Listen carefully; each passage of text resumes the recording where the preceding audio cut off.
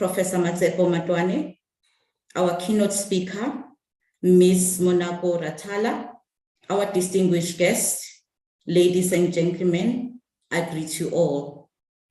Let me welcome all of you to the College of Humanities webinar to discuss issues of our wellness program.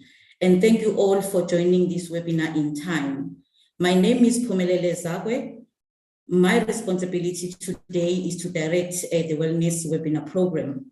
I'm appealing to all my esteemed speakers and guests to be very mindful of time that is allocated to them. Today, colleagues, we are in this wellness webinar, and I just want to inform you that this webinar is being recorded and that the recording is official website and is in our YouTube page. Without any further ado, we will also have question and answer box where you can write your questions. At the right time, our panelists will be able to answer your questions. We have also reserved a chat box when you will write your questions in them, and then you will require to leave your questions, comments, and contribution in that chat. So the contribution will be also attended to by the panelists. So in this time and moment, I welcome all of you. This is also the moment to welcome our DVC and head of the college, Professor Ntanta Mkhize, to give us a welcome address. Over to you, Prof.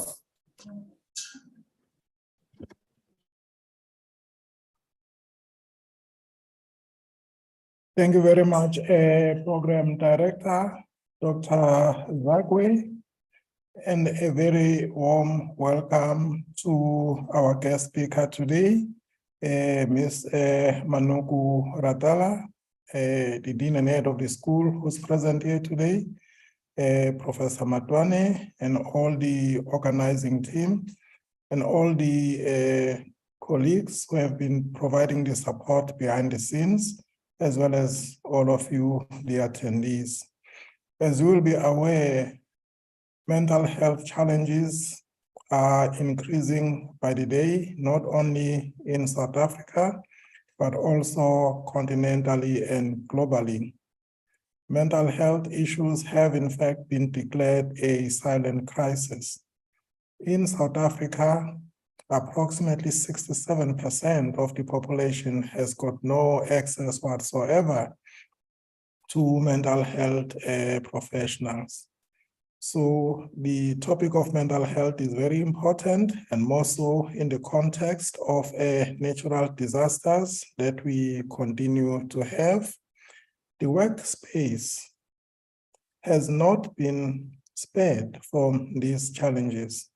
So we have thought as a college that it is important to organize regular webinars to conscientize each other about challenges of mental health and well-being in the workplace. Today, we are going to be focusing on a particular approach to mental health, which I believe is informed by African value systems, and we are very pleased today that Ms. Ratala will be taking us through this process. With those background words, I welcome you all, and I wish you a very fruitful deliberation today. Thank you. Thank you so much, Professor Mkhize, for such inspiring opening remarks. We indeed feel at home. It is now the time for the introduction of our keynote speaker, and I'm giving this opportunity to the Dean and Head of School, Professor Matwane, to briefly introduce our esteemed guest for the day, our keynote speaker, Ms. Monako Ratala. Over to you, Prof. Good morning, colleagues, and thank you to you, Program Director. I acknowledge your presence, Prof. Mkhize, and the presence of our keynote speaker, Ms. Monako Ratala. It gives me great pleasure to introduce Ms. Monako Ratala, who is a registered industrial and organizational psychologist in private practice and who's also a certified coach and seasoned organizational development specialist with a focus on supporting whole organizations, teams, individuals to realize their potential and achieve optimal performance in the ever-changing world of work.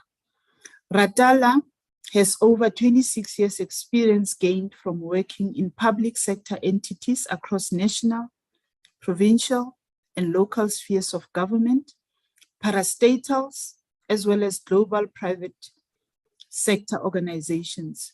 Her consulting experience includes areas of leadership development, organizational development, industrial relations, competency assessment, strategic planning, coaching, trauma debriefing, skills development, and social facilitation. Thus, her in-depth understanding and passion for people and leadership issues. She has worked with diverse audiences in South Africa, Swaziland, Lesotho, Botswana, Kenya, Zambia, Tanzania, Togo, Ghana, and Nigeria. She also holds an MA in industrial psychology from the University of South Africa, where she is currently pursuing her PhD studies. So, ladies and gentlemen, I think you can agree that we have an international scholar as well in our midst. So over to you, Ms. Ratala. Thank you. Thank you so much, both Prof. Mkhize, our esteemed program director, as well as yourself, Prof. Matwan. You know, I tend to listen as I start to share my screen at how I'm called. So my name is Manuku, and as I'm Pedi from Limpopo, and Nuku means a porcupine. And I marvel at how it is pronounced differently around the world, and it doesn't offend me at all. And I've learned to listen to what I'm being asked to do and how I'm being asked to show up in the day. So today I was called Monako or Manuku, or Manako, and Nako, it means time. And time seems to be something I usually have a challenge with when I'm doing something that I'm passionate about. So today I think I'm hearing that I'm being called to be conscious of time. Program director, I don't remember how much time I have, so I'm going to ask you to keep me in check in terms of time, since you called me by the name that has something to do with time. Thank you so much. So our topic today is around fostering mental health in the context of a failed state. And I think a lot of us might have heard this word being thrown around quite a lot, especially now with our socioeconomic context in the country. And obviously thinking about how all of these things that are happening around us are impacting how we show up in the world of work, where we spend most of our productive time in any day. And I think over our lifetimes as well, we spend more time at work than anywhere else. So with that being said, I say Dumelang, Sanbonani, Avsheni, Tobela, Grand Rising, despite the context. And you know, sometimes we take things for granted, just even in our greetings and how we are greeting each other in our own indigenous languages. You know, Dumelang talks to you agreeing and being present to what is presenting yourself or what life is presenting in front of you. Sanbonani is about seeing each other, seeing what we are going through. Awusheni, you know, let us allow the sun to rise. And Tobela is about surrendering to what life is giving us.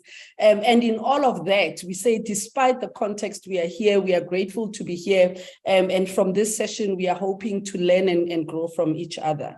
So I'm really, truly happy to be here despite the context. And you may ask, what is that context? Dr. Sibulelo Siape of the Psychiatry Management Group shared these statistics not long ago in our news space, that depression is costing South Africa quite a lot in terms of our gross development product, 5.7% of our GDP seems to be impacted by the condition of depression. And remember, we are isolating here depression amongst many other mental conditions that people usually present with.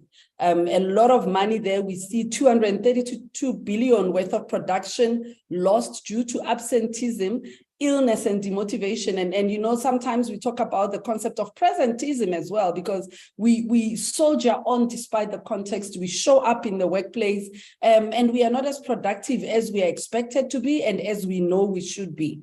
They were giving us stats that about 9.7% of South African population are currently depressed. And if we listened to what Prof. Mkhize shared earlier on, that 67% of South Africans do not have access to a proper mental health care. So if we are talking about 9.7%, we are talking roughly about 35% of the population that have access and have been able to be given a diagnosis. And for me, that's a dire statistic, because it says for the 67%, we don't know what their condition is and we have to live with it. And we are currently trying to navigate life with all of that. For me, that figure is probably double, if not triple, in terms of the number of people that are really having it hard at the moment. And what this means is that chances are the people we work with, the people you spoke to this morning, the people that you're going to see before the end of your productive day today, one of or two of those people might be going through mental challenges in the workplace. And this again requires us to be much more present in our situation and to support each other as far as possible. So in terms of our overview today and what we will be dealing with, sorry, I want to do something here because I'm seeing this strip on the side and it's covering my presentation. Musa and Melissa, I don't know if you can help me with that or if it's something I need to do because I can't see the rest of my slide here. But nonetheless, I'll continue. So today I want to just touch through a few concepts just around African psychology in South Africa, because I said this is going to be an Afrocentric approach. South Africa, in terms of what we've gone through and what we mean when we say we are currently living in a failed state and how it has responded to some of these challenges that are coming up. And then obviously right at the end, I'll go through the Afrocentric approaches that we can start to consider, a lot of whom do not need us to go into a clinic to sit into a nest, but rather require us to tap into our indigenous knowledge system, which doesn't cost money, which doesn't require us to travel, but we can start practicing in our own space. And then I know I'm saying this consciously, I'm a registered psychologist and my HPCSA ethics would say that I shouldn't advise people otherwise, but we are expanding this knowledge that we have about these conditions as they come and tapping into knowledge that has already been here on the continent that we should be using nonetheless to be able to heal ourselves, to try and expand this knowledge that we have and that has been academicized, if one could put it that way. And talking about the academy, just in South Africa, I think right at the beginning when we re-established ourselves as a democratic nation, you will all remember that we got this beautiful coat of arms, with the words, which means diverse people unite. And I want to start there because as I was saying now, there's a lot of knowledge that you as a university are producing, are working with, and possibly exonerating University of KwaZulu-Natal as well, because a lot of work has been done in terms of tapping into our indigenous knowledge systems. And of course, recognizing what we were being asked to do in this coat of arms, to say as diverse people, let us come together, let us add and complement each other in terms of our knowledges, in terms of our challenges that we are experiencing, and find a way to co-create solutions that really matter, that are practical, that we don't have to spend money that we don't even have on to be able to access. So for me, this coat of arms was a call to action. And I'm not too sure 28 years down the line, if we've actually been able to respond adequately and robustly to this call to action. And then I like to refer to our departed elder here, Ubabu Credo Mutwa, who was very vocal about how we bring out this knowledge and how we make it work for us, particularly as Africans. And one of his statements was, the only thing that can save us is to tell the foreigners openly that we do not wish to have their alien creeds, dogmas, beliefs, philosophies rammed down our throats. And that's a very powerful statement. If you think of of it, here we are in this workshop talking about mental health from an Afrocentric approach, and we're speaking in English, right? We are using language and theories and frameworks and models that have been rammed down our throats, so to speak, rammed down our throats to a point that we have forgotten that which lives within our DNA. And he called on the sons of Africa to let the world know that we can well do without whatever this civilization is called, if it means that we have to throw away our own culture, beliefs, and way of life overboard. And I think this is a call that we constantly need to go back to, because we've given up so much of all of the things that work, for a managed education system that does not necessarily empower us. If you look at our current socioeconomic problems, you wonder if there really is civilization in this system that we have so blindly followed. So this was another call to action to say, how much of ourselves have we given up? How much of other people's beliefs and dogmas have we taken on? And how is it helping us, so to speak? Right, 28 years of freedom in the country, about 26 universities offer, or 19 of the 26 universities that we have offer a psychology as a program at various levels. And over the years, they've produced clinical, industrial, and organizational psychologists like myself, educational, research psychologists. We also have counselors, psychometrists, just across that whole value chain in terms of psychology. But of these 19 universities, only 3 deep into the concept of African psychology. You mentioned that I'm busy with my PhD, and of course, naturally, it would be around decolonizing the industrial and organizational psychology curriculum. And I can tell you how difficult it just has been to work with that concept with people who gladly tell you every day, heads of faculties in very big universities telling you that nonsense can never work. What you're studying here is definitely going to regress us. So we're really working with a system that has gotten a chokehold on us in terms of how we think. If only 3 of the 19 universities are thinking, by the way, we are African first. What works here? What has always worked here? All of these systems that we are producing, these qualifications that we are producing, were not here a few centuries ago, but we are still here and we are surviving as a nation. Of course, we can do better in terms of taking care of ourselves, but if we don't remember who we've been, and if we don't remember our greatness, we are not able to move on. So that's another figure that tells you that not much has been done in that space. In another context as well, South Africa has about plus minus 200,000 indigenous traditional healers.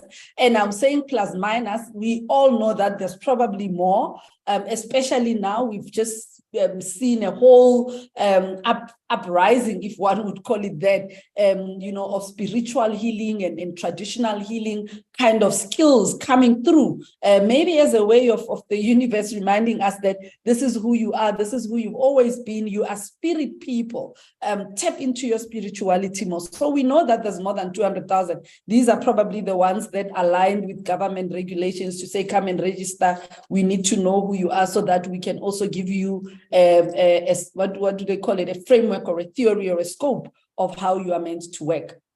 Now, what's interesting is that about 60% of South Africans consult these traditional healers. They go to them to seek help on various challenges that they may be experiencing in their lives. And mental illness and mental health is obviously one of those. And I think in the 3 universities that we are talking to, a lot of work, a lot of proper research is being done about these indigenous knowledge systems and how these people attend to challenges of mental health and challenges of mental illness. And I know UKZN as well, through your Ma'at Institute, you are also bringing in these concepts in a, of course, controlled environment, a managed environment, to ensure that we also get a lot of value from our traditional and indigenous knowledge systems. Now, these healers that people go to use a combination of ancestral spiritual beliefs, belief in the spiritual and medicinal properties of the local flora and fauna, which we will then call muti, and we usually frown upon once we have worn the black gown and many belts, to facilitate healing in clients. They have not done anything that nobody does not do. That Prozac that you get, that that pill that you will be prescribed through your medical aid or whatever is made of the local flora and fauna, chemical components, things that come off the earth. Maybe the question is who's packaging them, how organic are they, what are the side effects, and so on and so forth. And that's kind of like the knowledge that we need to be tapping into at this particular point. And of course, that's difficult because as a people, we have a dual thought system, right? A lot of us, and I'm counting myself in it, glorify our professional achievements in this foreign educational system.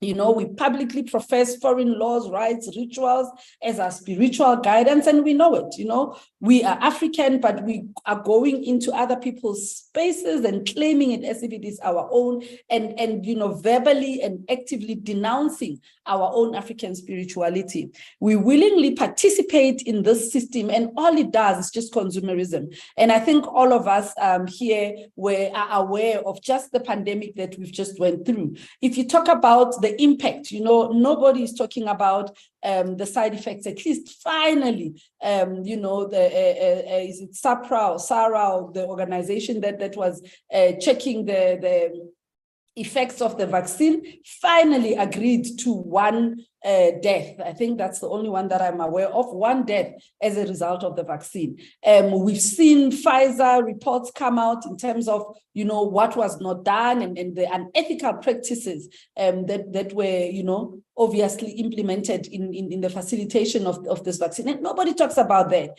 If anything, we talk about the billions of money that the various vaccine producers made, and probably they're looking for something else now to make money out of. And for me, that's something that we don't even want to go there. You know, a lot of us will say, but there's a science behind it and this, and once the counter information comes up, we back off. And our backing off and not doing anything is actually willingly participating in a system of consumerism and materialism. You know, there was a rush to get the vaccine because everybody wanted to leave, and we don't talk about the consequences. We don't talk about the things that didn't go well. And for me, in a broader, bigger scale, that's one area that's probably presenting some of the challenges that we have. We need to find ourselves and ground ourselves and really not be swayed by the wind. Anybody comes and sells us anything, and we are willingly buying. I was actually, and this is me, by the way, these are just my views and my thoughts, my perspectives, and I really respect whatever thoughts and perspectives that you have. I'm sure I'm one of the South Africans that was not happy about this presidential visit to the UK and all of that dogma and that creed. And all of a sudden, we were expected to be so happy that our president is the first person to be invited by King Charles in the United Kingdom. And I remember, you know, passing a remark saying, I'm hoping he's not going to ask for another loan. And God forbid, that's exactly what happened. Right?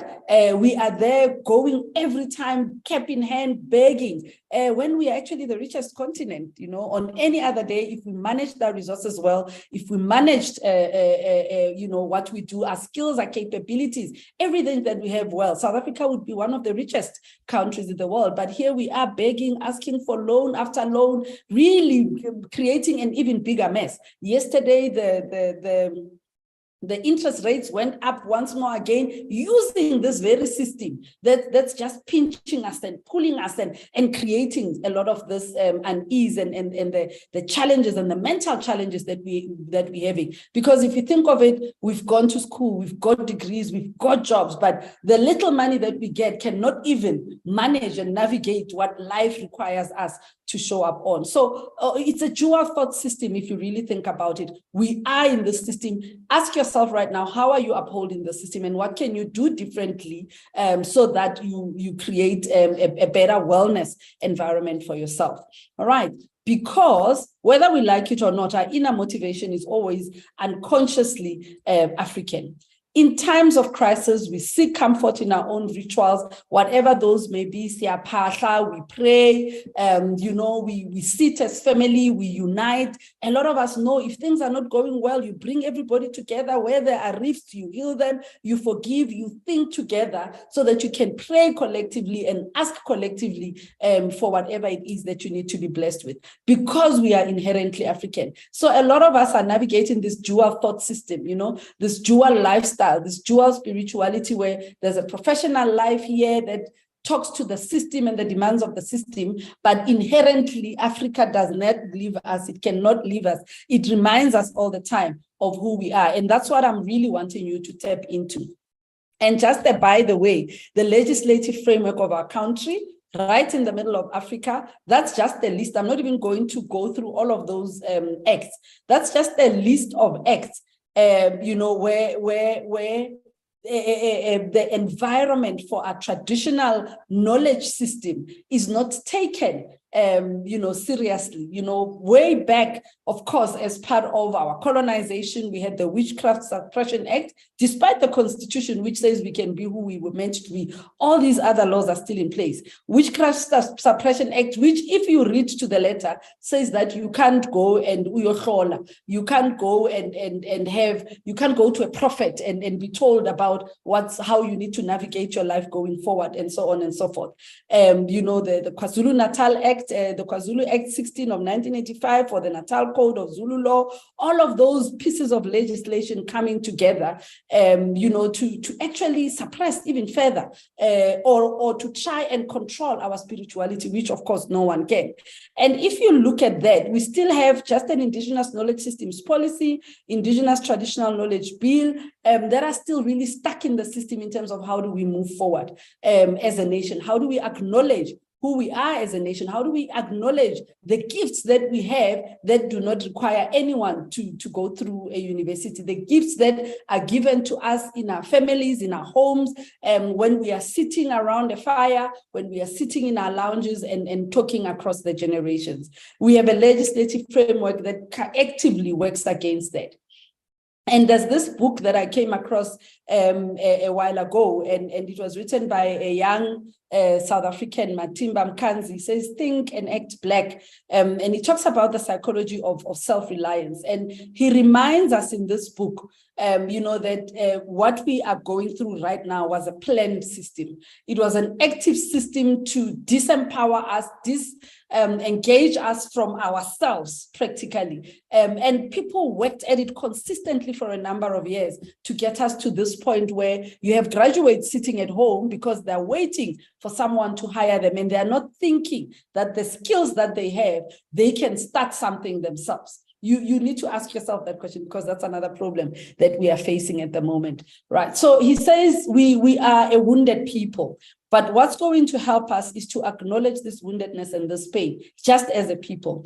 We need to recognize and call out our own internalized oppression. No one is holding a gun to our head. We are supposedly free at the moment, but this internalized oppression that we have means that we continue to serve the master, we continue to be consumers, we continue to be materialistic, we continue to be stressed about things that don't even add value in our life. There's someone on this call who's probably thinking, hey, you know, my budget is so tight with this interest rate hike, I won't even be able to, you know, buy my children ice cream and meat over Christmas. Knowing very well, you know, that those things actually really make us sick, come to think of it. And I know I'm simplifying those things, but it's actually that simple. You know, that we want things that don't necessarily serve us. That new pair of shoes, that new outfit is really not going to give you the peace that you want. It's about knowing who you are and working from that space to navigate the world around you, not being a consumer, so to speak.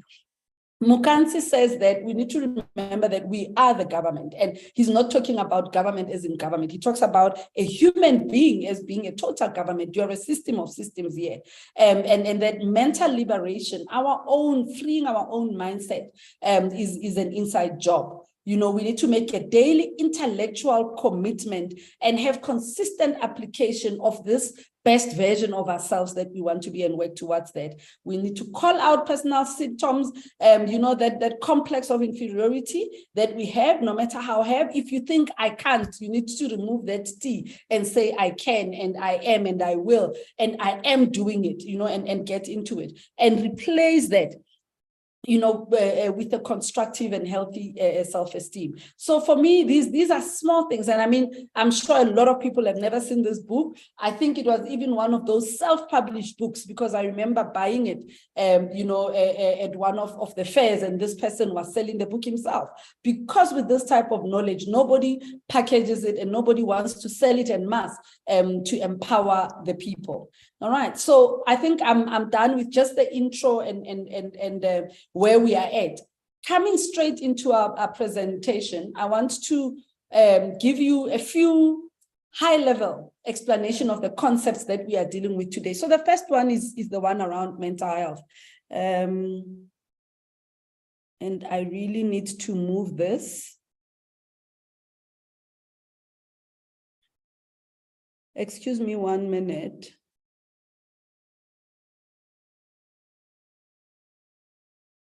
That's better. Now I can see, because I wasn't able to see my full screen. Sorry about that.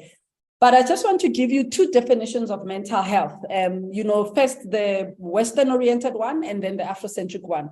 When we talk about mental health, which is what we are seeking, which is what we are working towards here, we talk about mental health as the absence of mental disease, or it can also be defined as a state of being, which includes biological, psychological, or social factors, and contributes to an individual's mental state and their ability to function within any given environment. And this was a definition by Manuel.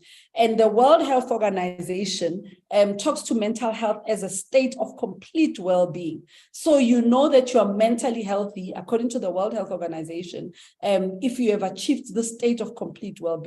That being said, we know that mental health is currently a big global health challenge with all of the pandemics, and then we're having a worldwide and a global socio-economic challenge rising at the moment. And mental health remains a problem, again, because of that challenge of, in South Africa, 67% of people not having access to mental health. Its integration into the overall health service delivery. We all know that there are very few government hospitals that offer a full psychiatric division, a full psychiatric unit. They have limited resources. Their capacity to deal even with the people that are in that system is limited. And also it's hampered by just diversity of thought and practice in terms of, is this the only way to get somebody into a hospital, onto a bed, and continuously just pump medication without giving them resources to actually come out of it. We have become a nation of managed health services. We just help you manage the symptoms for a while, but we don't necessarily invite the diversity of thought and practice that talks to other ways that can give us this complete state of well-being.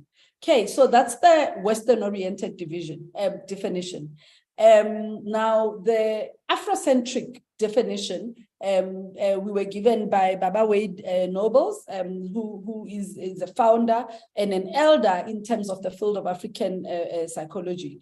And he says, a person who is cooperative, right? And think about your colleagues right now, the people that you work with, maybe even about yourself. Maybe you have not been as cooperative as you should be. A person who understands and respects the sameness of himself or herself and other persons. Somebody who understands the basic Ubuntu principle that I am, you are, and we all have a right to be. And I often say to people, my late father used to say to us, there's no one above you and there's no one below you. Never, ever. Anywhere, whatever space you walk into, whoever you find there can never be above you and can never be below you. And I think it took me a long time to realize that he was talking about the sameness. Respect people and allow them to respect you. This world that is hierarchical is not as interdependent, and it doesn't make us realize our sameness. We're always looking at other people having more than what we have, and we envy them, and we're looking at other people having less than what we have, and we disrespect them, and we wonder why we are not having a good state of well-being. He also says that, this is a person who has a clear sense of a spiritual connection to and is in harmony with the natural universe.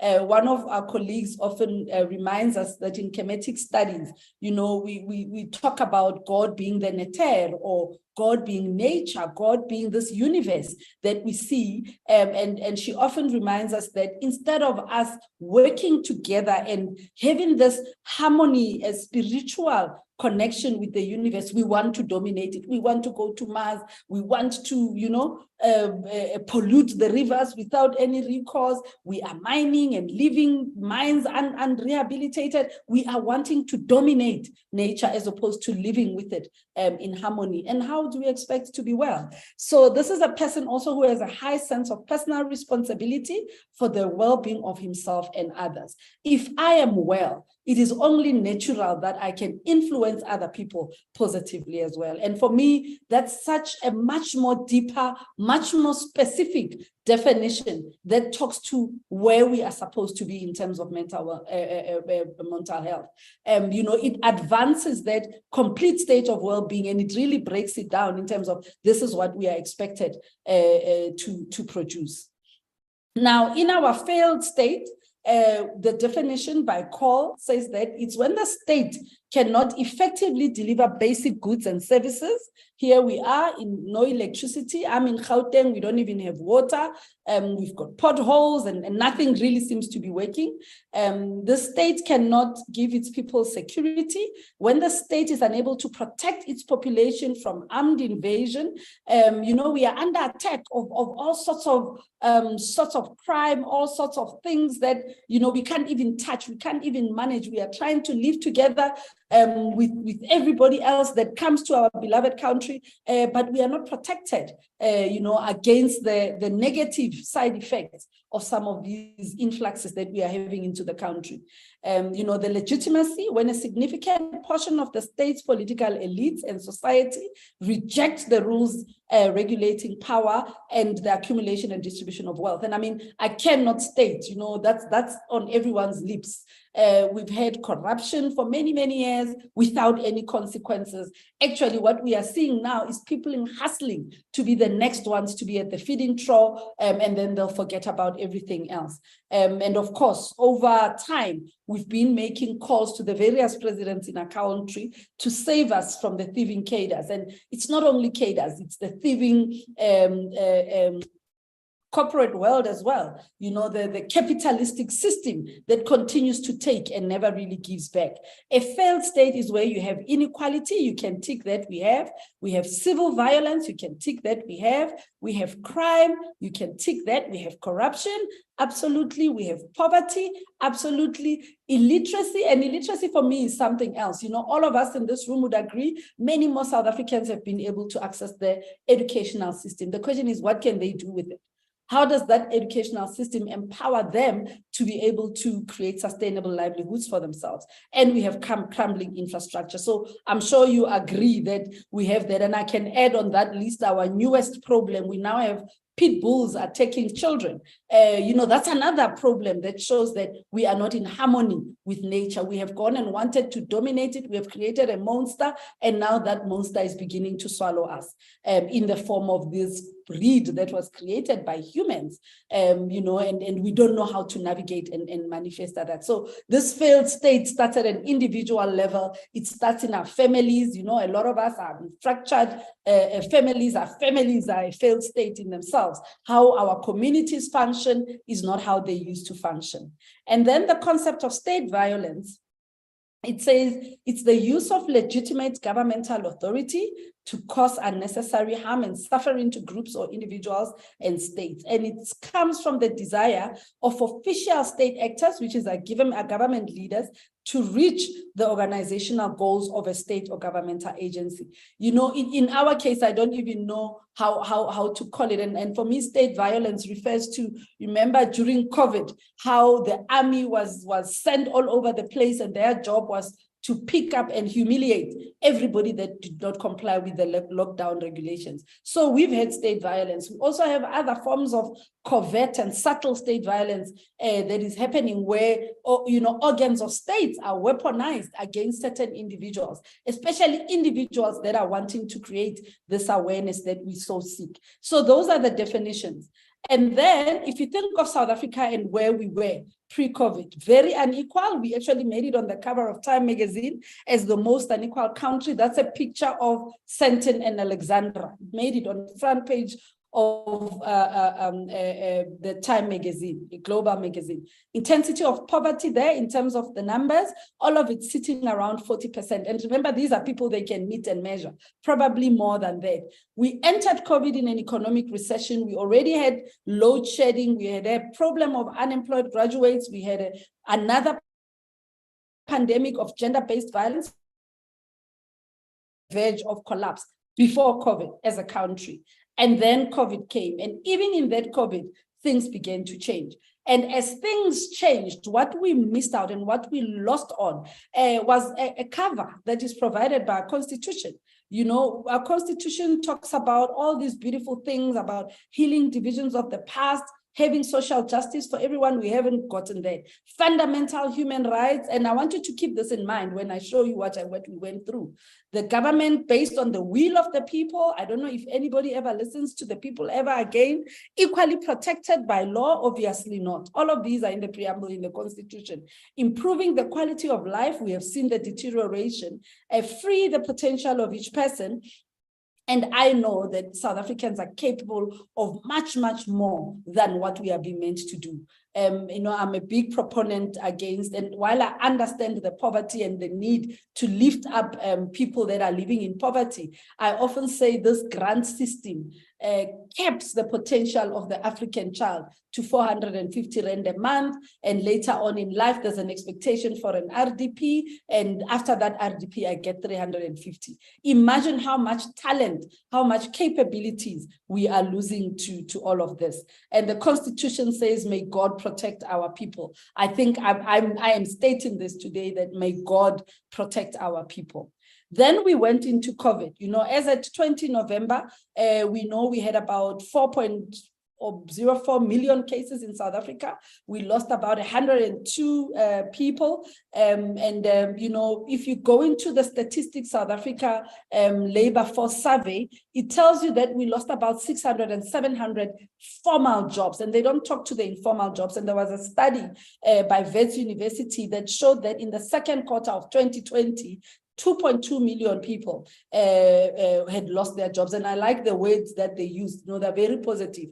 2.2 million fewer people were employed in the second quarter of 22. They are not telling us that 2.2 million people lost their jobs. They are playing with language so that this does not seem like the challenge that it is. And the reality is that me and you see this challenge. We see this challenge because these are family members that lost jobs. The little money that you have because you are blessed to still have a job, it's now being stretched further across the family dynamic. We know these people that lost their jobs. We know that they've not been able to work. We know that some of them have lost their houses, they've lost their cars, they've lost their means of production, and they are not able to come out of it. Hence the challenges that we are having here.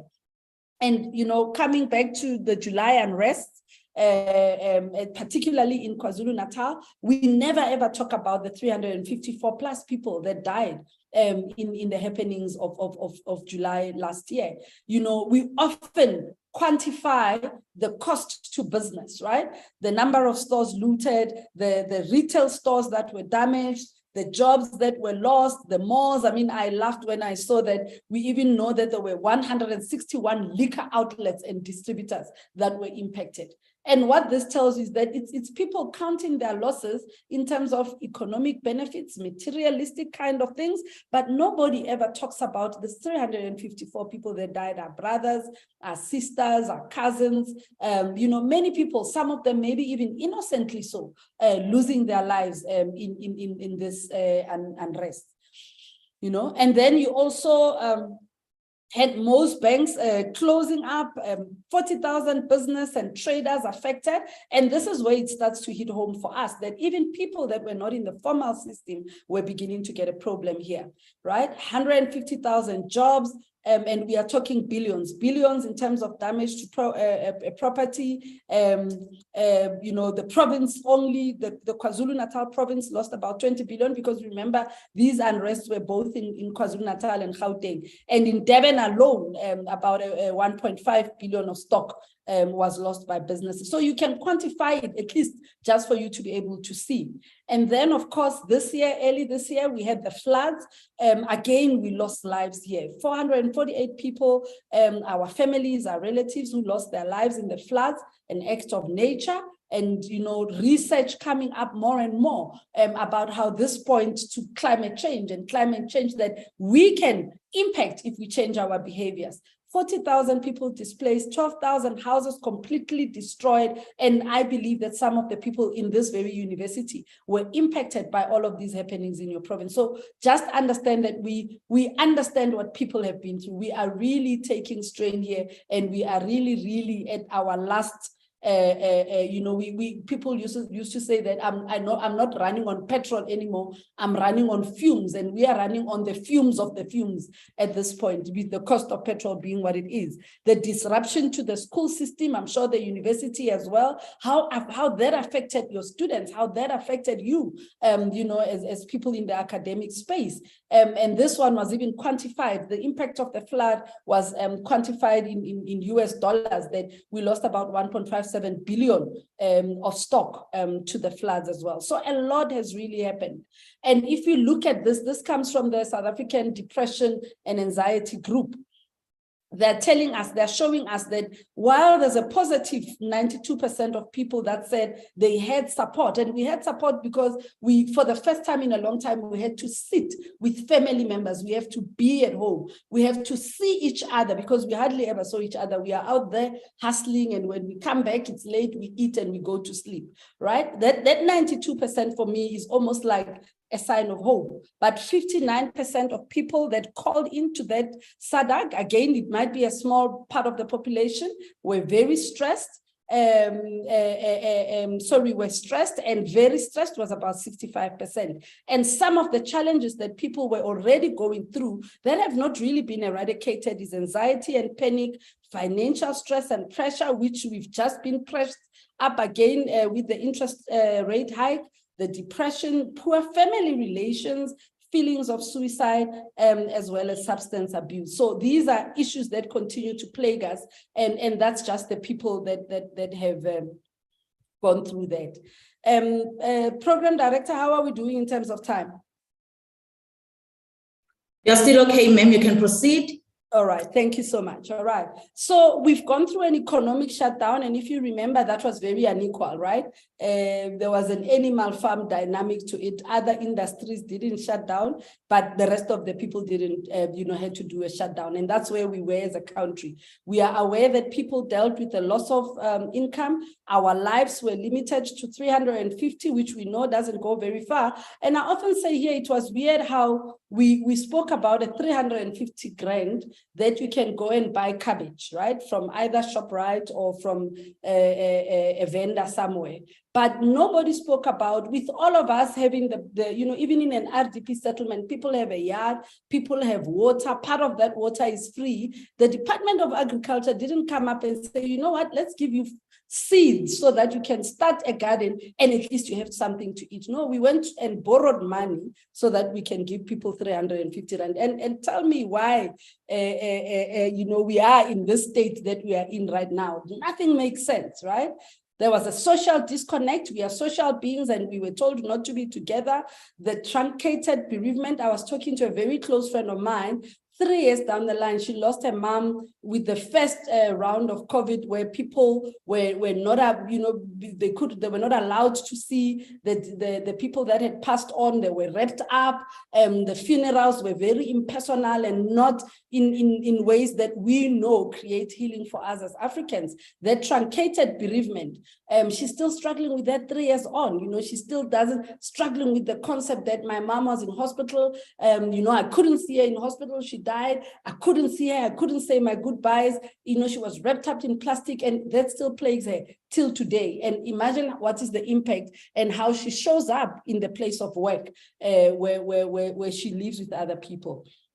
All right, there was a very populist disaster support, and throughout everything, whether it was COVID, the response to COVID, the response to the floods, the response to the July unrest as well, very populist. It's almost like it's a media thing, you know, let's go there. The media must see politicians to be doing something.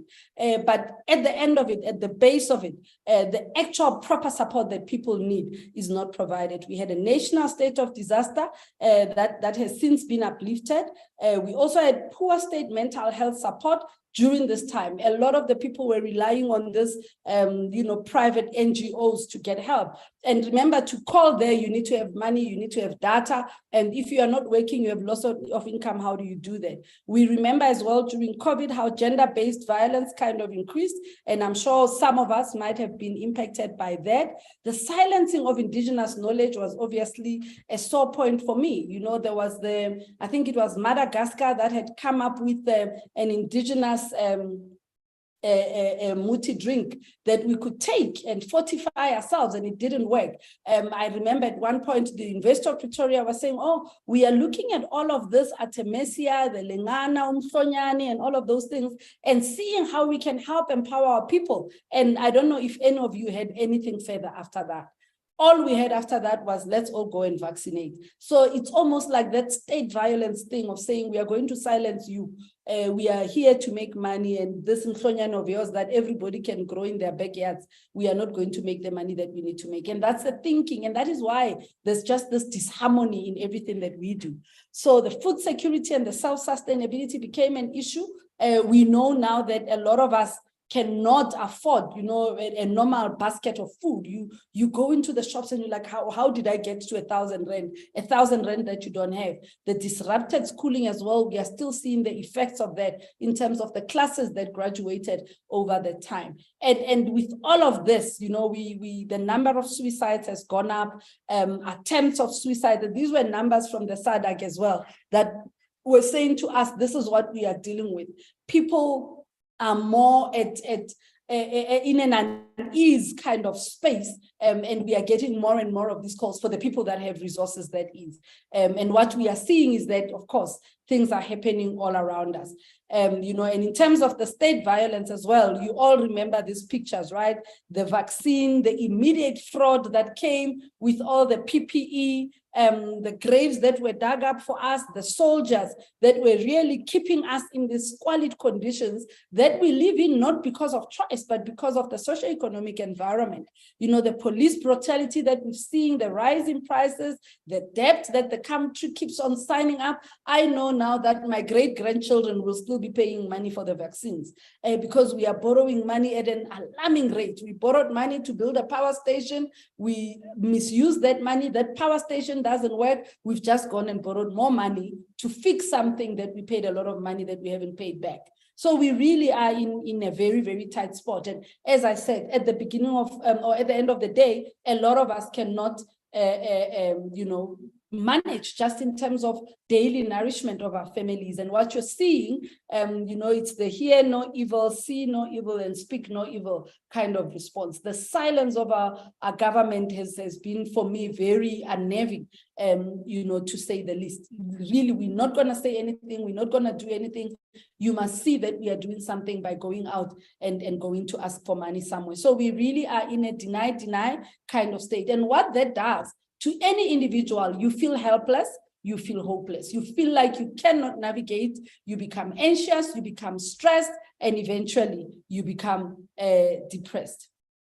I don't know if there's time to talk a little bit, you know, if maybe I could hear a voice or two. I don't know if we are allowed for that, or is there something in the chat maybe that I can respond to? But my question to you was going to be, what type of support do you think we require to navigate this intersection of mental health and state violence? Can I open it up, Chair? Yes, ma'am, you can use any approach. You are free until 11:25. We'll have a question and answer at that time. Okay. Thank you so much. From Yeah, the comments, we do have comments from the chat that are written from Mokondeleli regarding therapy that speaks to the Africans. He also commented your excellent point on vaccines, your understanding of the word geopolitics, and he also speaks about, I'm not sure whether Mokondoleli is a she or a he, spoke about personal responsibility. We have also got a comment from Nith regarding psychology that is focusing on Western models. Those are also comments that I have from the chat. The other comments that I have from question and answer are only for PR team. So I'm not sure whether I would like to respond on those. Thank you. Because I think I was looking at something else.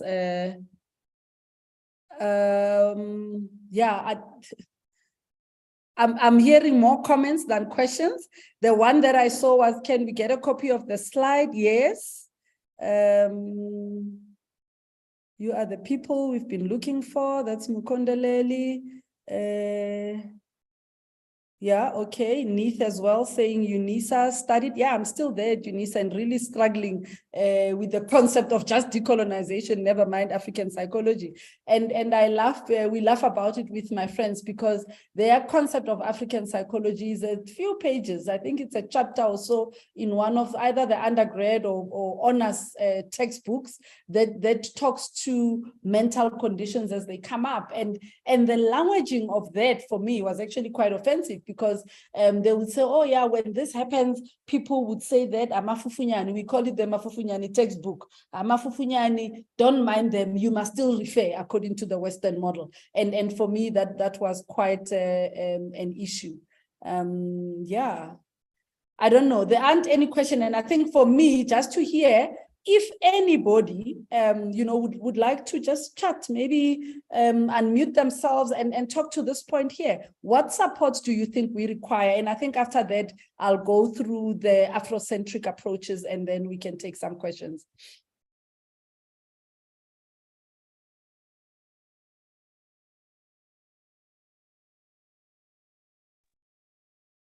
Ms. Ruthala, we have a raised hand from Mr. Mulawadzi.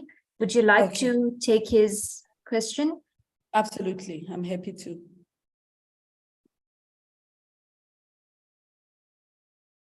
I see he's just left the chat.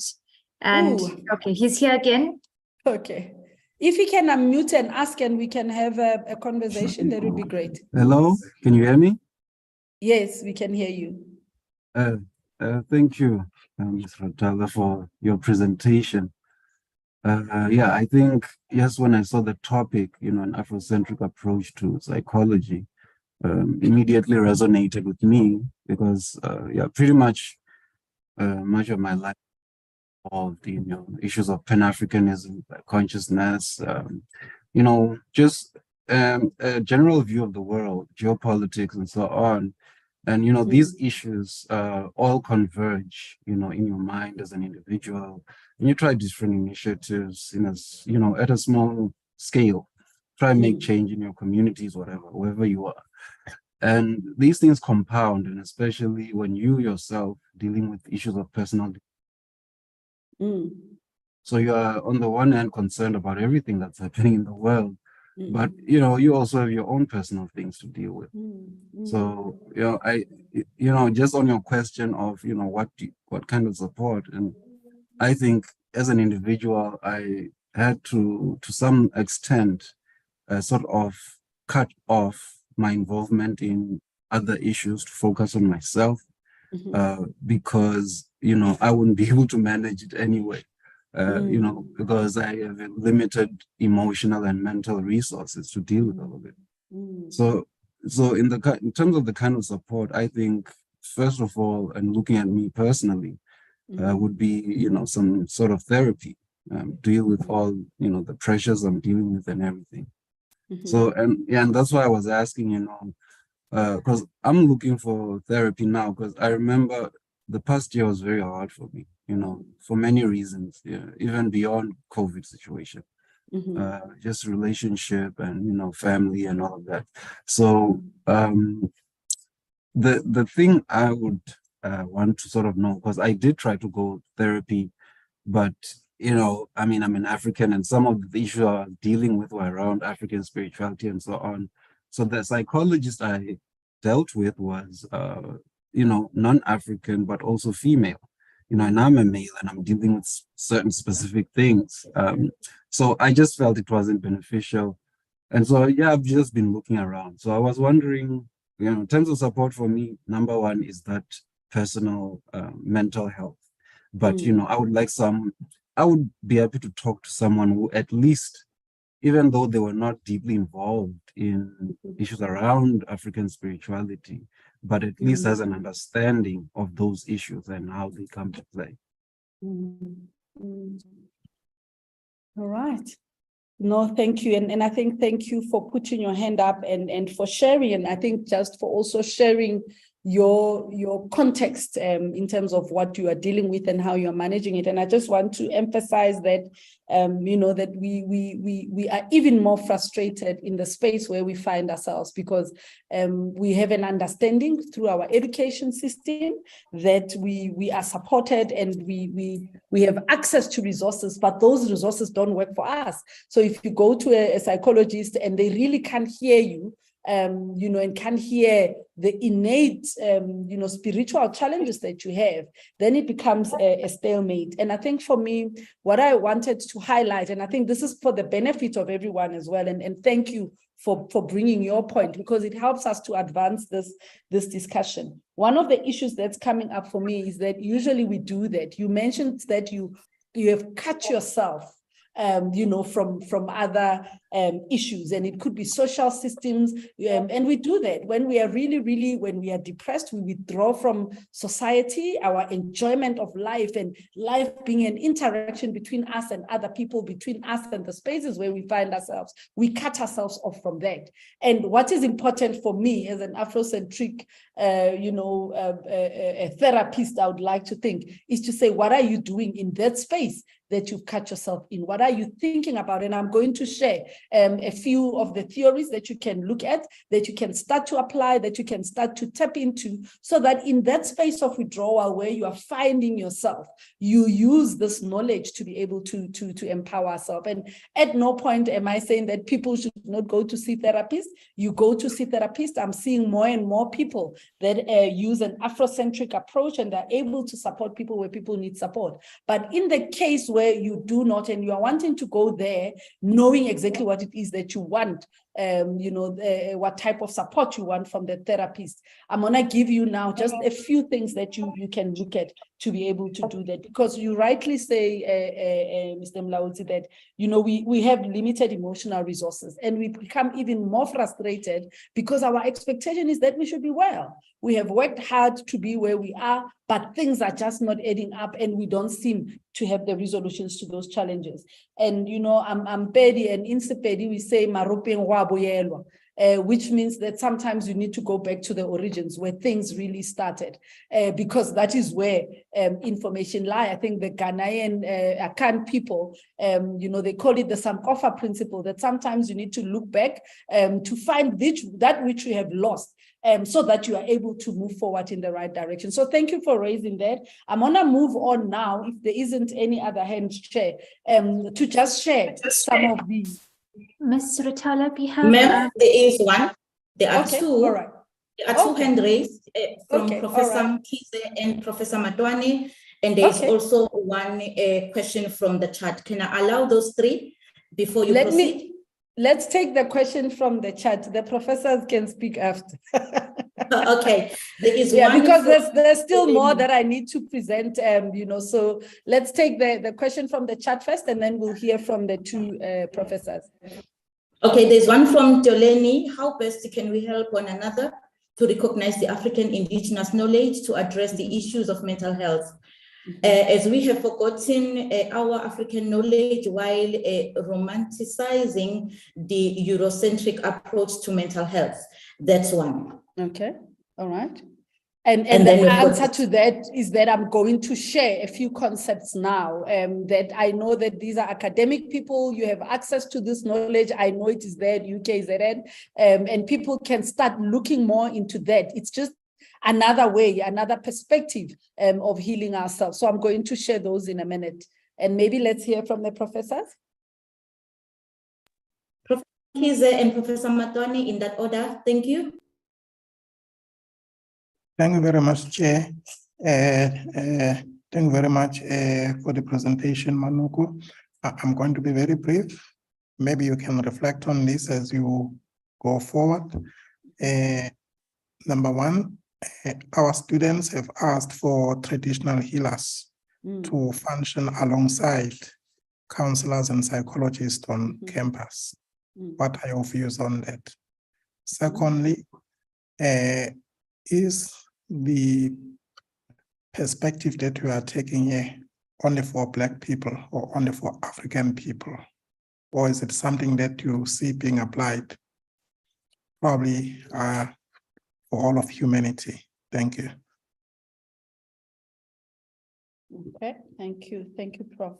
I think just to your first point, by all means, the fact that the students are asking for traditional healers on campus, for me is actually revolutionary. Those are the revolutionary things that I revel in, because these kids are rewriting the story. They are securing their own future by wanting to understand. They are seeing us struggle with this Western-oriented knowledge that we have, and they are saying we want to try an alternative. And I think for me, institutions of learning are meant to tap into all of this knowledge. You know, how about we bring them on board? And I think there was some case studies that you did in the past where that worked. We bring them on board and when we turn them into a science, even if we are the only ones that understand that science, the important thing is that it needs to work for us.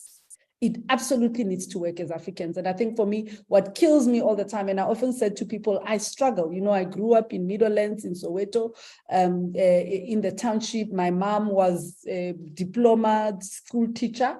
And I'm using this just to give you the context. And a lot of the times my mom would just, oh, my daughter is a psychologist. And I said, no, I'm actually an industrial psychologist. And he said, so what do you do? And I could not explain it in a way that my mom, who is a former school teacher with a diploma, could understand. My mom does not know what I do. Because I often say, yeah, I'm a psychologist, but not that one. You see, I work in the workplace and I can't even place it. And that has always said to me, how am I saving my people? How am I saving humanity? How am I saving humanity in the space where life has put me?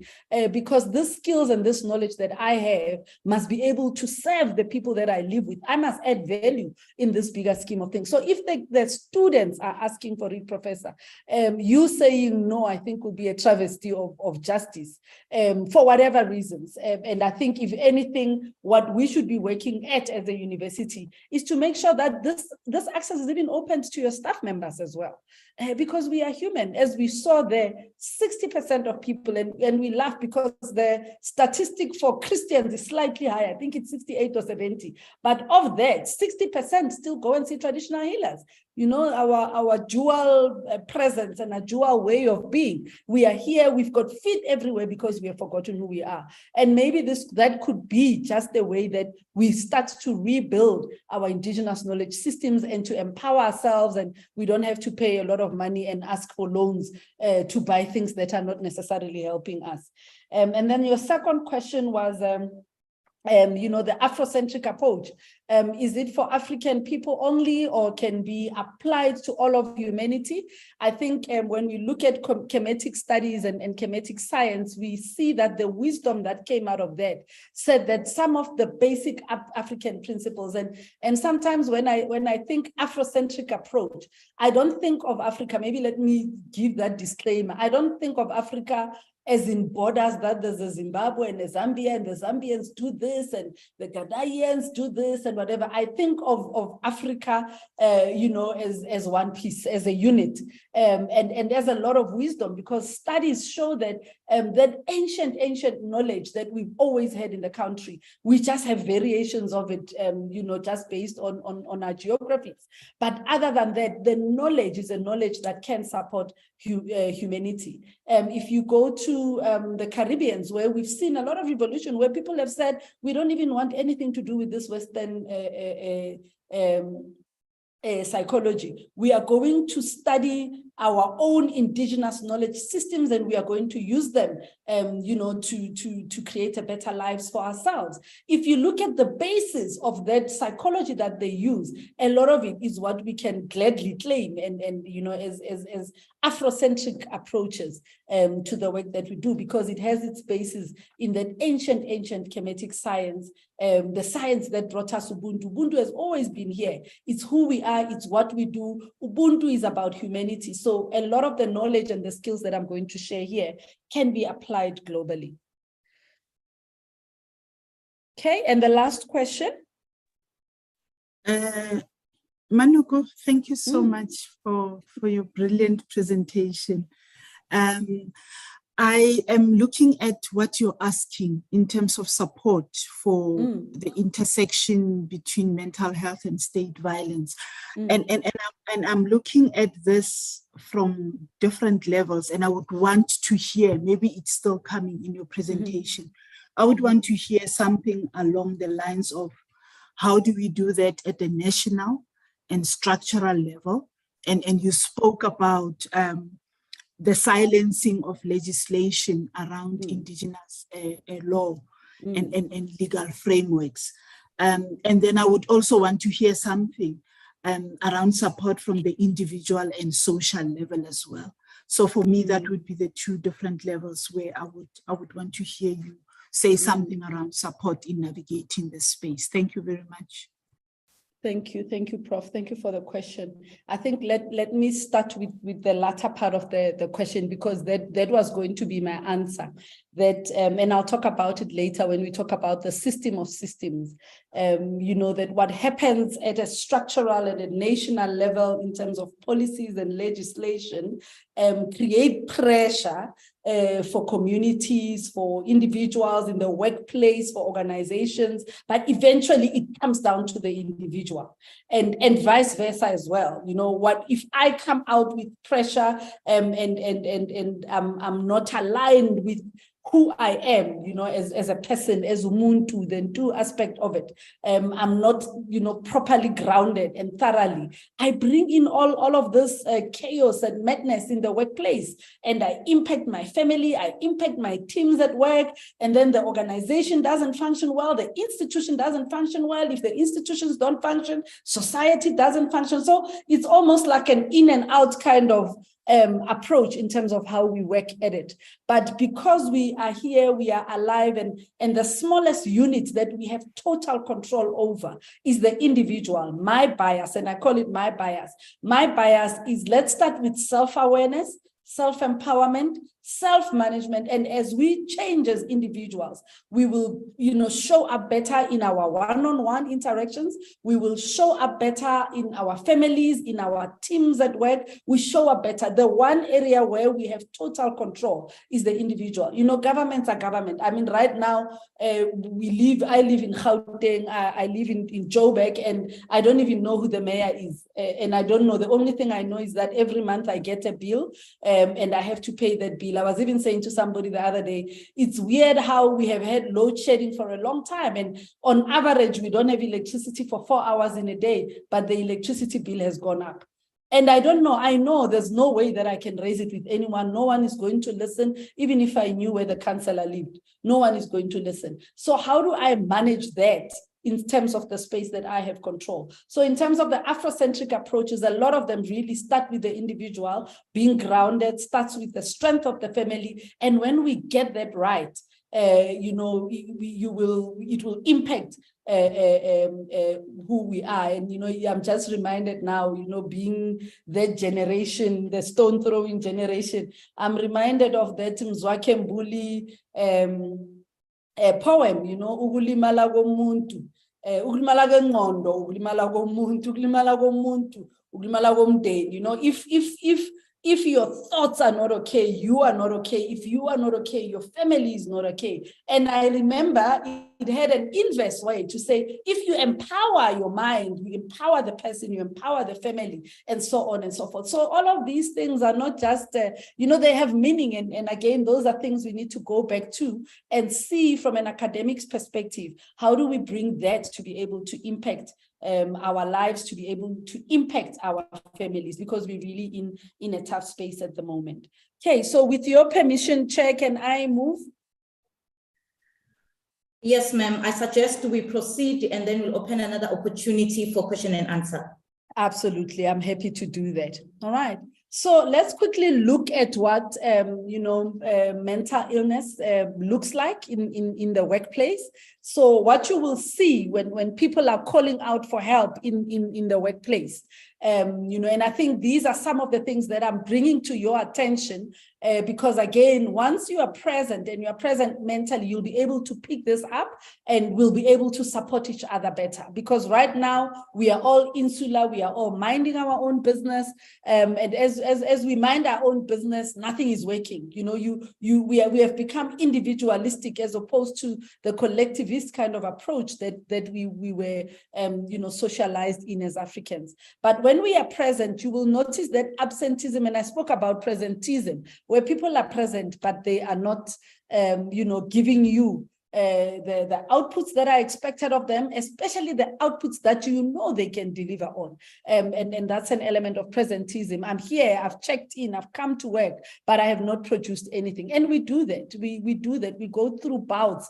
I've been struggling with a report, I think that I thought I would have done by last week, Friday. Every time I have to start that report, I go into presentism. Last night I was like, okay, I'm going to sit. I just need 2 hours to get myself together. I'm still not done with that report. And now I'm even making excuses to say, no, I'll do it by Monday. But I know I'm not going to do it. There's just something that I'm not clicking in terms of that. So I'm also currently suffering from an element of presentism.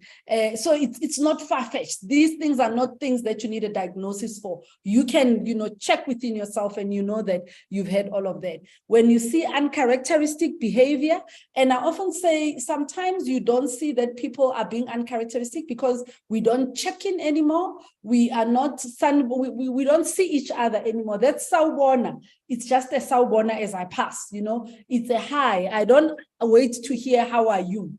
And because of that, we don't know our characteristic behavior, and we might not be able to see uncharacteristic behavior. So let us again come back, know the people you work with. If you know your colleagues very well, you can tell even on the phone that I just called Prof. Matuane and her voice, man, she sounded very low today. Because you know her, then you can pick up that uncharacteristic behavior. Low levels of engagement, their productivity goes down. If people talk about, hey, I didn't sleep, hey, I don't have appetite, those are things, small little things, because we are not fully aligned. Disinterest in work or day-to-day activities. I really wanted to do this, but I'm not going to do it. Increased absence and absence in terms of they're in the meeting, but they're not hearing you. If you say, what did we say? They don't know, right? Changes in how people work, withdrawal from social situations. It's year-end now. A lot of people are going to year-end functions. I'm actually going to one this afternoon, and I was just hearing all the people are expected to be there telling me they're not going to be there. Then I know people are not okay. How do you not go to an opportunity to be with your colleagues in a social setting? It's not even a late night thing. It's just a lunch. And then, of course, by late afternoon, we'll all go home, and people are not even keen to be there, right?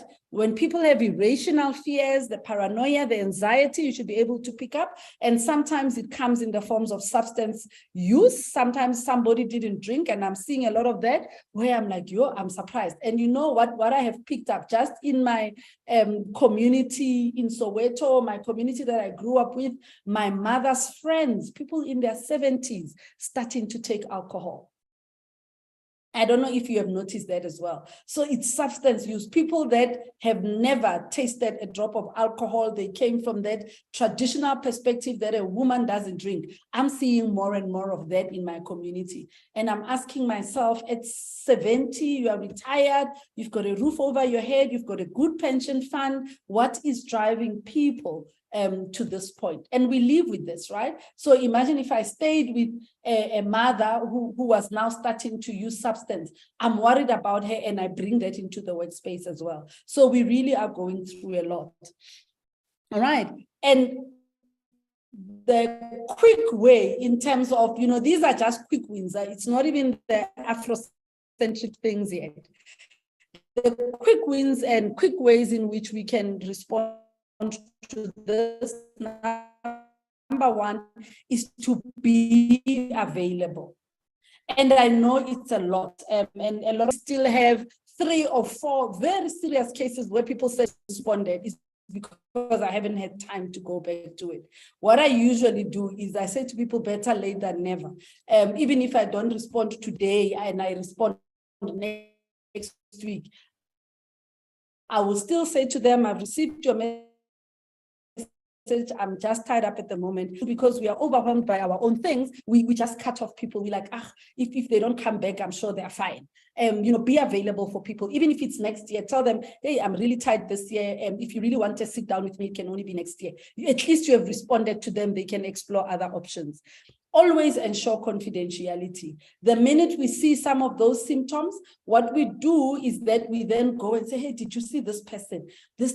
Hey, I heard that this is happening. And as we do that, and before you know it, a rumor about your unfortunate circumstances has spread all over the campus. It makes things worse.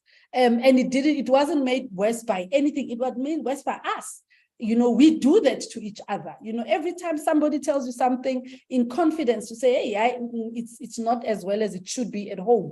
Can you hold it in confidence and create the psychological safety for this person? Because a lot of the times people raise that so that that, hey, you know what, I'm not myself today. I have a little bit of a situation somewhere, but there we are, we add spices onto it. And before you know it, the story is not even what you said to the person. It's got many more embellishments. And when you see somebody, not being themselves, start the conversation. And our language, our indigenous knowledge system has given us the basis. How are you? And, I like that it doesn't even ask the individual. We say, lekai, it's the collective, right? Ninja, ni. It's a collective.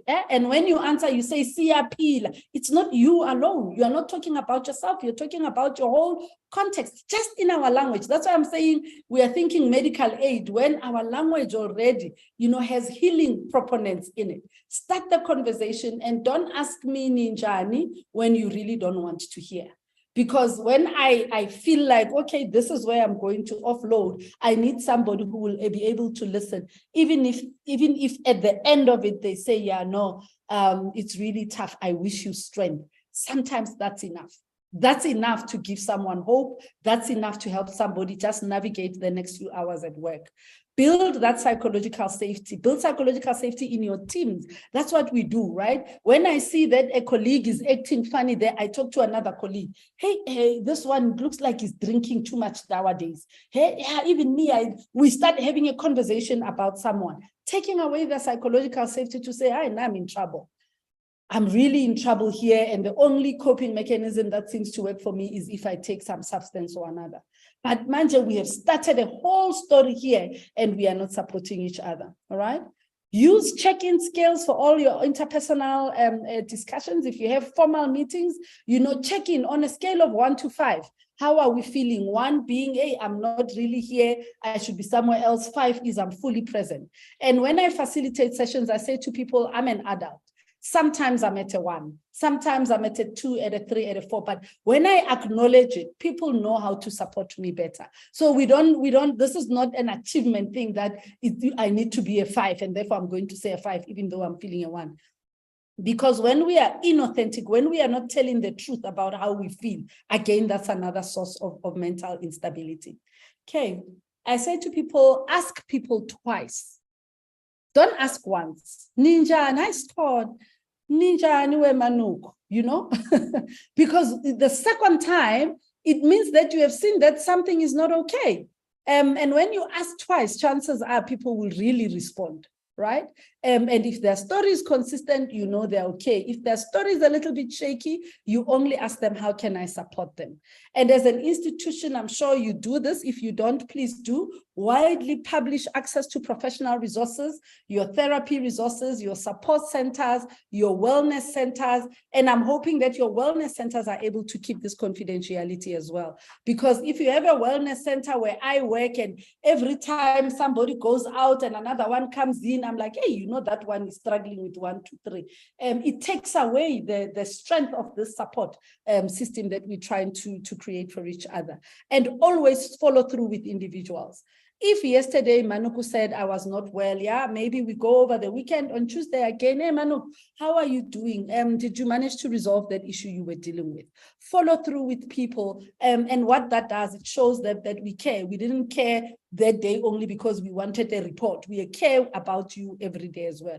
I know a lot of these things, I'm sure at one point in our lives, we used to do them naturally.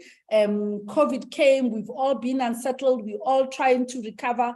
But if we do that for each other, that natural healing that lies within us, that natural energy, which is our way of supporting each other, gets to improve and we get to impact each other positively. All right, and just coming into the Afrocentric thing, I love this poem by Aman Nwama, a young lady from Ghana. She calls it Bottoms Up, and it's really to the children we call our future. And the children we call our future can be anything. It can be any plans that you still have that you think are not possible because of the socioeconomic conditions. The children who have no shoes to put on their feet. You might think that you don't have much, you know, who have barely any food to eat. You might really think that your problem is the West of the West. You don't even have food to eat. And those who believe in some unreal hope. And that's where the uppercut of this thing is, but still dare to dream. Wild and free, bottoms up. Yeah. And really, we are going to drink to that because we know that whatever that has been thrown at us, no matter how hard we think things might be, we've probably been through cycles like this over and over again in our lifetimes. We've survived them and we are here. And I often mock people and I say, we are all survivors of a pandemic. And we were kept alive for a reason. We were kept alive so that we can change the narrative and change the narrative for the better. If we can all hold ourselves up to that standard, we still dare to dream that this can be better. This can be better for our children. This can be better for the future, you know, generations of South Africa. If we navigate this and if we manage this, I can tell you it will be in the DNA of those future generations that, no, we've survived this before. They will not be scared if another pandemic comes 2 centuries later, because they came from people who survived the pandemic and did better, like we did, because there were other pandemics in the past that our people who, through whom we came, survived as well. So we are wild and free. And that for me means that the sky is the limit. And then just quickly, again, another word of wisdom from an elder who in April 2018, I came across, and he spoke you know, of this message. You know, he's an elder, he's another Sanusi, and he says that what the world, or that's what he was saying in 2018, what the world seeks, what we all seek is freedom, freedom from our negative thoughts. We seek peace, peace when things are working, peace when things are not working, and we seek justice, yeah?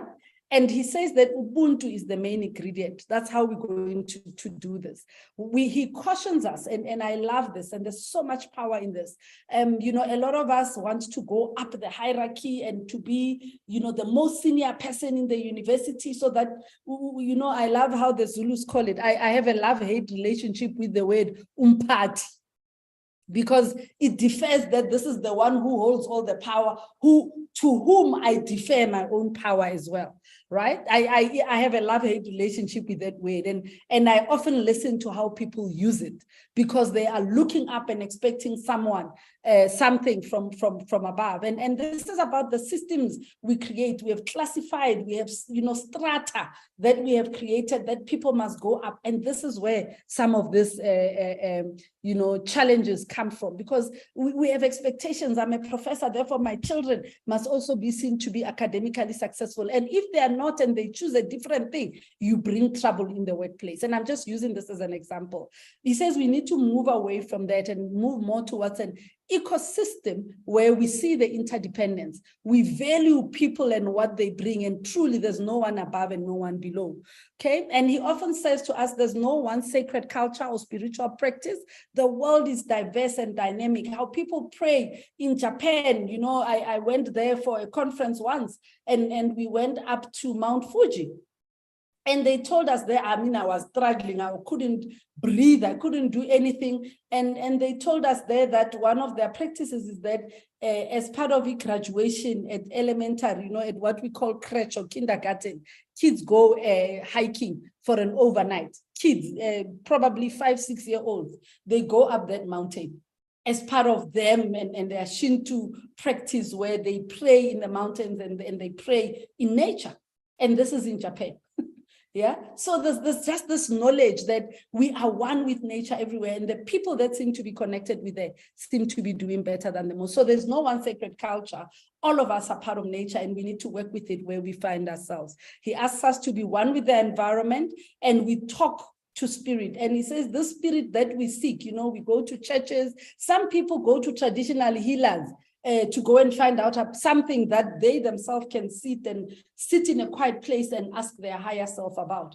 The knowledge sits there with us, you know. We need to go to traditional healers for things that we really can't fix.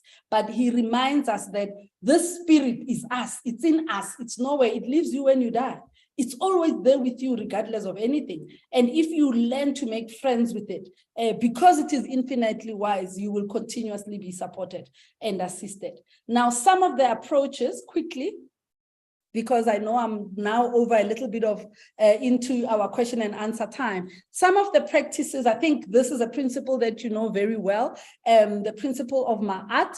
And Ma'at really is that the principle of the laws that we need to be aware of that gives us the balance and the harmony we need to create with nature. And there's much more I can say. I'm literally really, you know, touching bases here, you know, and the principle of Ma'at actually is the principle of Ubuntu. You know, we say I am because you are. And this is an African system founded in ancient Kemet, currently known as Egypt. And there's something called the 42 laws of Ma'at, you know, and ways of being, things that we need to hold dear, to be in alignment with the universe, to be alignment with our higher self, and go and look them up. You know, you can Google them. This information is out there. The 7 cardinal virtues of Ma'antu is truth. And, you know, the other day I was in church, because I do go to church. I was in church and they read a scripture, and I like how I now hear things that are not being said. In that scripture, I think it was in Isaiah or something, they were talking about being truthful and being honest. And somewhere in that scripture, I'm never very good with which chapter and which verse, they were saying that the one truth that we need to have is to be honest with ourselves about ourselves, you know, and because it's the Bible and the language sometimes is changed, they spoke about lies. And they were saying the worst lie is the lie you tell yourself about yourself. What are the things that you tell yourself about yourself that you know are not true about you? And I'm not talking more out of, you know, ego things. I'm talking about things that you are capable of doing, and you lie to yourself that you are not capable of achieving, right? And all of that. And I thought that's such a powerful scripture. And I saw this virtue in that particular scripture. It talks to the issue of justice. It talks to the issue of propriety, you know, doing things in a way that they're supposed to be done, and honoring the laws of every space that you walk into. Yeah, it talks about the principle of harmony, of balance, of reciprocity. As you give, you know, you also receive, and it's a vice versa. It's not a one-way thing, because some of us are stressed from just giving and getting nothing in return. It talks about order, you know, that once we have co-created a system and a structure within which we are going to work, let us honor it. And let us keep that order, because everything in nature, you know, there are cycles, 4 cycles, 4 seasons, you know, the amount of days, the constellations, how the stars move and the planets move around Earth and the sun, all of those things is a form of order.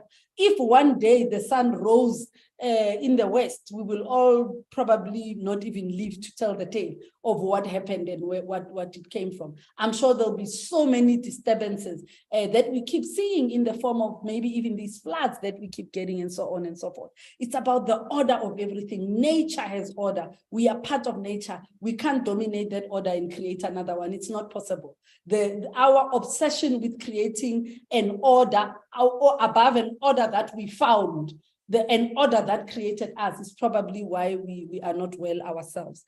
So it illustrates being human and the value of community and the value of caring and sharing with the community. You came through people, you work through people. That very job that you do is not insular. You are serving other people are serving you. It's a system. You cannot think about yourself alone. Everything you do, if you hate yourself, you hate the people around you. If you hate the people around you, you actually even hate yourself. And that is the deeper meaning of Ubuntu for me. And just quickly, the Kemetic cosmogram as well, very similar. And I say a lot of our sciences around self-awareness are based on this. But way back in Kemet, and this you can check from the Oseto Sar Institute, they've really done years and years and decades of research into this work and what it talks to us. It talks about the sunrise, and you will see this again in another cosmogram of the Bakongo people of Central Africa. It talks about how, we are born at this point of the Kepera, the sunrise, and we are here for a reason. We are here for a purpose. We are here to give something to humanity. And we realize that at the midday of our life, the height of our life, the most productive part of your life, when your sun rises, as age comes, and I'm just using this as an analogy around how we age.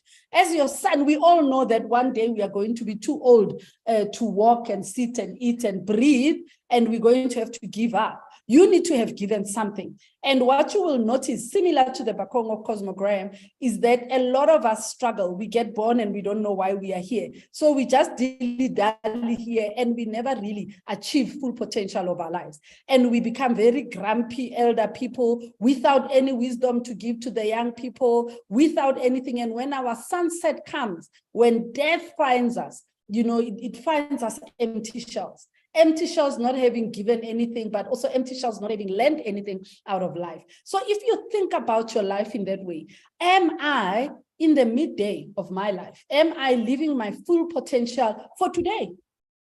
It's not a destination. It's about being the best version of yourself every day until, for health reasons, you are no longer able to do that, or for whatever other reasons. It realizes that there's a physical realm above, this line here, and there's also a spiritual realm.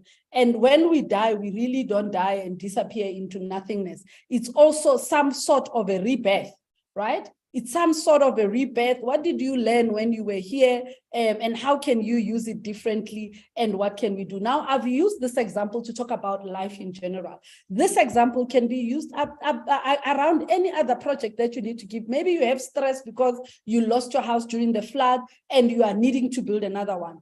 That project is at its sunrise. What are the things that you need to do to bring it to fruition so that eventually you can say, I was able to provide a shelter and a roof for my family. So you can use this for projects that you have within your overall life to say, where am I? Okay, I've really failed. It didn't work out this time around. What am I learning from that? So this is this principle. I'm not going to repeat it because it's the same one with the Bakongo cosmogram. So you can look at this in terms of that website. The Oseto Sar Institute also conscientizes us around the tree of life. The Jewish people have a tree of life. Many religions have built a tree of life that says for us to be the best version of ourselves, which is this step here, this one here at the top called Osar. So, the supreme being, the God, whatever you call it, whoever created this, the creator, that consciousness, that supreme being that looks over everything is called Amen. And then when we pray at the end of the prayer, we say Amen. And we didn't know where that came from, and we didn't know what that meant. It is the aspect of being. It is us being in this consciousness, in this reality, and being at peace. And that peace we achieve at this level here in terms of the tree of life. So there are so many faculties in our life that we carry in our spirit that we have to navigate, Gab here being the physical world, the flesh, your physical reality. I'm here, I am so many years of age, this is the condition of my health, but Osed, Sebek, we are currently in the cycle, the moon cycle of Sebek right now, talks to how we think, our thoughts, who controls our thoughts? Is it the system? Are we responding to the system as we think and then we'll be very harsh with ourselves? Or are we thinking about what we need to do and how we need to navigate life, for example, as divine beings? Because in this tree of life, we are told that we are divine beings, but all of these faculties, including the faculty of Ma'at, are we aligned? If we are not aligned, are we able to, bring in justice and cut out that which no longer serves us, and so on and so forth. And these are all very elaborate principles that you can look at in terms of your life. And they sound complex, they actually are not. Once you sit with somebody who understands them and takes you through that, they can even give you a reading, which part of this tree of life, which faculty of this tree of life you came to sharpen in this particular lifestyle that you're lifetime that you are experiencing at the present moment, and how do you get the tehuti, the over-knowing, the all-knowing, the omniscience, right? Omnipresence, you are one with all. That's the understanding. You are at peace when you are one with all. Second, the all-powerful, we all have this, and we all have all of this, and we even call them trinities in that line as well. So there's that concept of the tree of life. And then there's the will here, the Bakongo will, which we were given by the late Professor Fukiawa, and he talks about us being a system of system. I think I referred this in your response, Prof. Matoan, to say right at the center is you, the person, umuntu, and our personhood, and we are here, we are present in whatever that we bring in the world of work. And he says the very next layer are your parents. For many of us, we don't have good relationships with our parents, and you wonder why you are not aligned. You wonder why you are not settled. People brought you here. Yes, conditions might have been different, their own behavior might have impacted you differently, but they are still there. How do you heal that for yourself? How do you heal that for them so that you are able to flourish as a human being? And he talks about how the Bakongo people value the next layer being what they call the moyo, your family members of your grandmother's descent. And we all know, your maternal families are. Ancient Africa is generally very matriarchal. We tend to the mother, when things happen, you have to call your female father, which is your malume. Again, that is your mother's brother. We look at that as the very next layer that you need to be in alignment with. And then your extended family, but we don't even leave it there. Whatever your personhood has come here to do, you need to serve your community contributes to the land, then see the region, the country where you work. We have that. We have municipalities, we have villages that contribute into bigger districts and provinces and all of that. But all of it must come from what you give. It must give, that ripple effect outside. And then, of course, eventually we contribute to the world or the universe, which is then ZA. So can you see yourself as that? Can you wake up in the morning every day and say, okay, what is my personhood going to add value to the world today? And if you think like that, you can't add value if there are fractions and fractures and fissures in some of these other relationships that you have.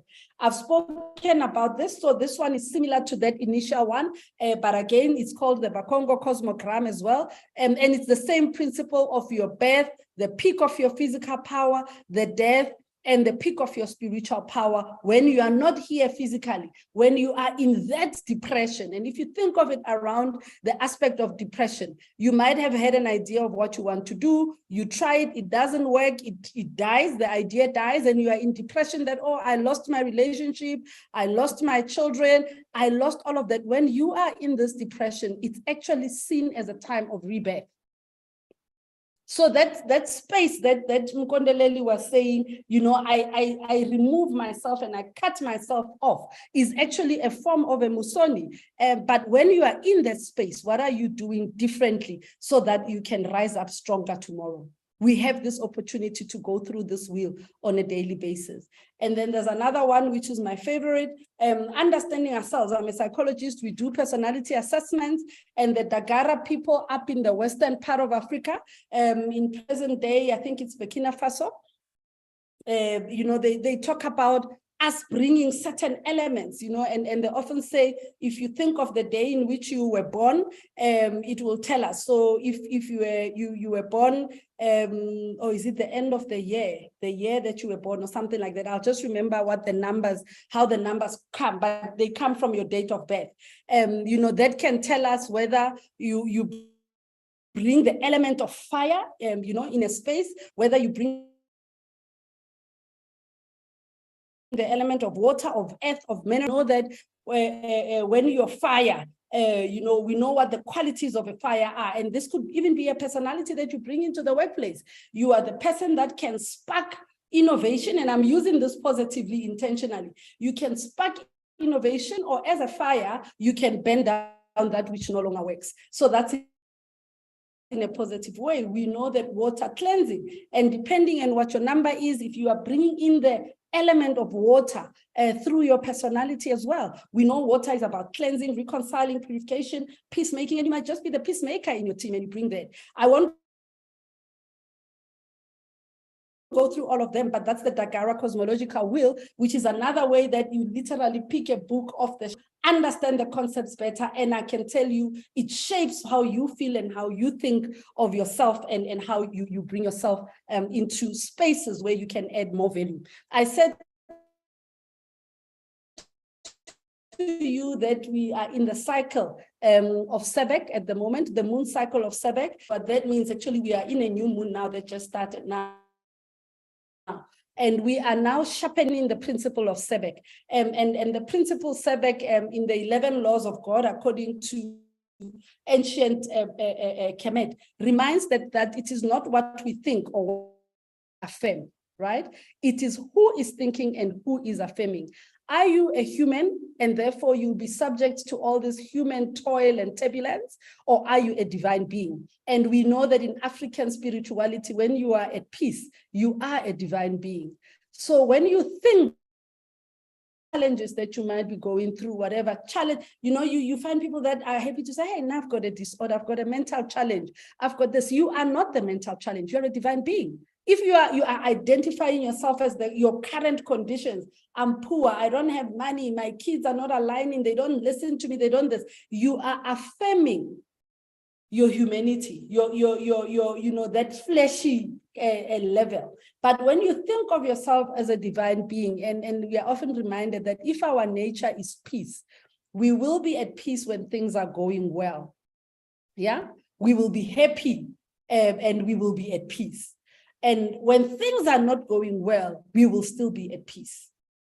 That equanimity principle is this law of Sebek. And it reminds us, Sebek is that voice in your head that tells you are not good enough, you can't do this, this is not right, you only see anything wrong. Where you have knowledge, but you are not turning it into wisdom. You're not learning anything from that knowledge. You just keep, throwing references and throwing this and, quoting this person and citing that person, but all of that knowledge is not adding value in your life. So we are conscious in the next 28 days to listen to our thoughts and think, this thought that just came now that this thing is not going to work. Is it Manoko, the person thinking, or is it Manoko, the divine being? And that small thing changes everything in how you see your problems.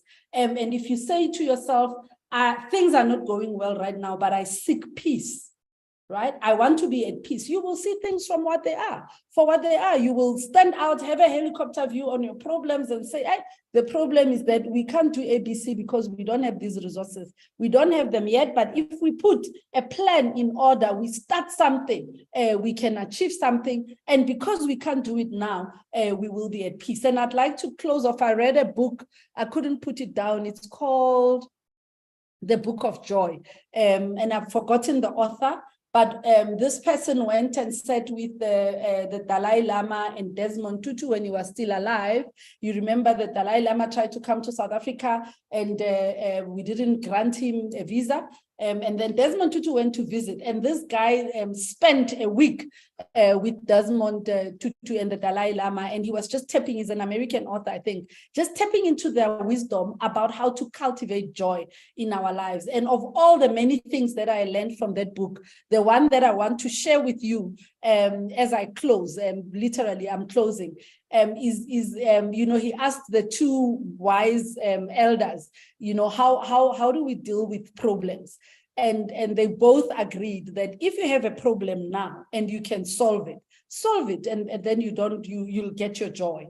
If you have a problem, but you can't solve it now, you can only solve it 2 years later. Why worry about it now? Because you will solve it. Be at peace with that it will only happen next 2 years, but find your peace right now. And if you have a problem and you cannot solve it at all, why worry about it? Be at peace that this one was not mine, that one will not work, and find yourself in another space as well. And that's how we can bring in that law of Sebek, that we think from the space of being a divine being. And my last slide, literally last slide, is to say that if I leave you with anything, remember that no sane society chooses to build its future on foreign cultures, values, or systems. We are African, and let us go back. And for all of us here that see ourselves as African, go back to your family, go back to the wise elder, the wise aunt, the wise uncle. It's festive season now. A lot of us will be visiting. Just sit with those people and understand how they cope, because we all know that if we compare our life with theirs, we would like to think that they have more problems, but they don't seem to be presenting with the many challenges that we have. And let us give away all of this knowledge that is not ours, and remember who we are. I'm gonna end it here. Thank you so much, and sorry for really leaving even little time for questions and answers, but thank you. Siyabonga kakhulu, siyabonga. Wow, what an insightful address you just shared with us, madam. Although it's not my duty to thank you, but I highly appreciate your thought-provoking address. I'm very much impressed with your Afrocentric approach and the emphasis of applying Ubuntu principles in our daily lives. Colleagues, I'm noting comments that are written in the webinar chat from Luyanda regarding my Arts Institute, from Malandela, who really enjoying the presentation, and others from Zamanzele, who comment on the importance of family support, Sarah appreciating today's learnings, and others. Colleagues, I will give a 1 minute each to Luyanda, Malandela, and Zamanzele just to comment if they've got anything to say, and then I will give the opportunity to Prof. Matwane to do the summation and the vote of thanks. Luyanda, Malandela, and Zamanzele, if you have anything to say.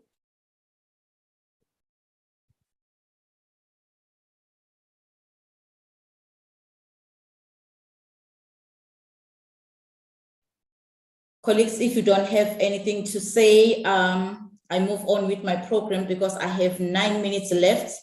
Are there any hands raised that I don't see? From Musa? Yes, Musa, over to you.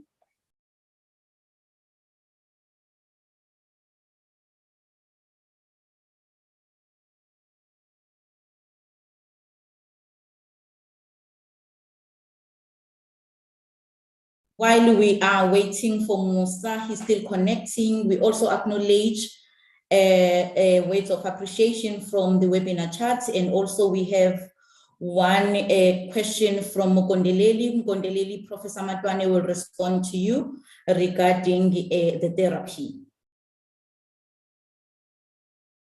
Musa, are you connected now? Okay. Prof, you can proceed. Musa is still connecting. Thank you very much, Dr. Zakwe. I actually want to give an opportunity to Luyanda Memela to say something around Ma'at in responding to the question from Gondeleli. Thank you, Prof.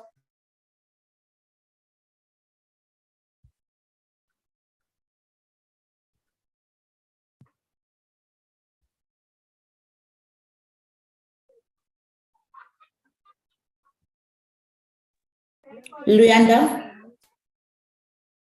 Yes, I know I wanted to share that what a lovely presentation from Doc. We truly appreciate having intellectuals like her.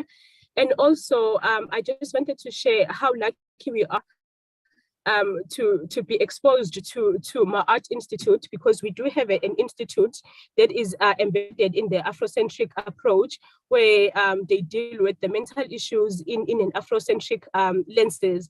So we regard ourselves very fortunate, because not that we are overthrowing the Eurocentric approach, but we are learning how to infuse both, and then also just to also advance in the African thinking as well, because for the longest time it has been neglected or not given the much attention that it needs. So we are very lucky to be in these spaces where we are able to learn and also having to practice, like actively practice the Ma'at principles and the Ma'at way as far as mental health is concerned. Thank you. Thank you so much, Luyanda. Colleagues, we have come to the end of our program, and I would like to take this opportunity to thank you and thank Prof. Matwane for this opportunity, and highly appreciate you as my audience for your good conduct. I'm now handing over the program back to Prof. Matwane to do the summation and the vote of thanks. Have a lovely day further. Thank you very much, Madam Program Director. Mine is a very small one to sum up the webinar, but also to do a vote of thanks. I think I'm just going to touch on very high-level issues that Manuku touched on in her presentation. I believe she started by unpacking the notion of a failed state. She also touched on the issue of our dual way of being, and the fact that we live the Western way of life, but then we've got this innate African being in all of us who are from Africa. She then talked around manifestation and the impact of this state that has failed on our mental health. And particularly, she gave us a definition of mental health from an African perspective. I want to flag that. And then she said that we can draw on resources that are easily available to us, which may not necessarily require of us to use our financial resources as we go and seek support for our mental health challenges. She gave us a picture around the state of mental health within our country, and then also touching on the percentage that was given by Prof. Mkhize around colleagues, the population that's able to access mental health services. And the statistics that she gave us are somewhat worrying and give a picture and maybe not even a true reflection of the picture. Perhaps it gives a picture of those that were samples and those that came forward. There may be many others who never came forward to be counted in that statistic. She gave us some of the signs that we can pick up from those around us to enable us to see the mental health state of our colleagues, our family members, our friends within communities. She then went on and looked at the concepts of Ubuntu and Ma'at. She gave us also a number of frameworks from an indigenous perspective from Africa in terms of how do we then understand and approach holistic well-being. So yeah, I think that is what I am going to sum up as what we have discussed. And perhaps as a way forward for us is that we may need to engage HR on how to ensure representation in the pool of therapists that are being contracted by ICAS to support our staff with our mental health well-being. Very mindful also of the fact that this area, it's still a very under-resourced area where we don't have many specialists in the field. However, there are people out there who practice within this domain. And so I think it's important that we make a concerted effort as an institution that is centered in African epistemologies to try and get therapists who are also practicing within this space. So I think as one way of taking this forward is to try and engage with HR and see what we can do to bring in that diversity. And the second point, I think we may also want to engage with HR, and I'm speaking with Prof. Mkhize as well here as the head of our college, because we do have a wellness program within the College of Humanities, to say that perhaps we may want to also reflect on the partnership between HR and Ma'at Institute without necessarily bringing in issues of conflict of interest there, but just to find ways of how do we navigate that space such that we can optimally use some of the resources that we have at the Ma'at Institute in order to support the larger pool, but not necessarily bringing in issues of conflict of interest there. And so for me, those are some of the things that I think we may take forward, drawing from what we've learned from the seminar. And with that, let me then take this opportunity, Ms. Ratala, to extend a word of appreciation on behalf of the college, to say thank you very much for, first of all, agreeing to be our speaker at this webinar, but then secondly, to come up with this very, enlightful and insightful topic, and for the angle that you took in positioning your presentation. It was excellent. We really learned a lot, and I can see from the comments in the chat in terms of how people have learned from your presentation, how people have really, some of them are able to draw from some of the insights that you shared with us. I'm actually looking forward to seeing your PhD thesis. I can already anticipate what's going to come out of it. So I'm really looking forward to that, and all of the best for you with your PhD studies. I want to thank Professor Mkhize for setting the context and welcoming all of us to this webinar. And I think, Prof, for your leadership in general of the college, and for really giving us the vision in coming up with the CHUM Wellness Program. I want to also thank you, Dr. Zakwe, for taking us through this program in such an excellent manner. Thank you very much for directing the program for us this morning.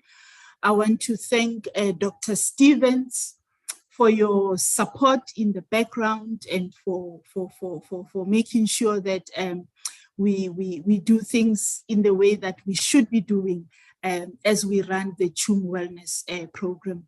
I want to extend a word of thanks also to our college PR team, Melissa, Rakshika, and your entire team for putting this webinar together.